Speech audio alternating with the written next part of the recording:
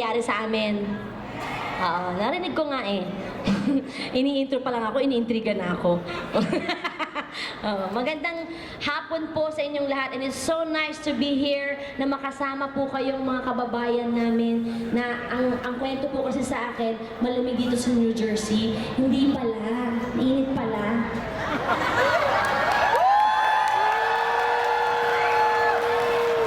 Akala ko malamig. Ang dami po nakakita ng kilikili ko sa likod. Sabi, Gladys, ang ganda pala ng kilikili mo. Sabi ko, thank you. Maganda pa sa mukha mo.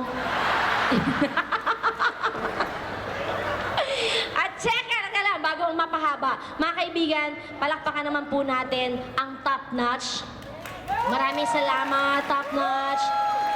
Sa po yan sa pinakamatindi na nagdadala at tumutulong ng GMA Pinoy TV para makarating kami sa inyo, sa mga bahay ninyo.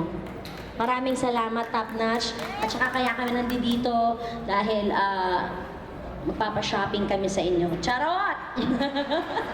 Sino po yung mga taga dito lang, malapit lang?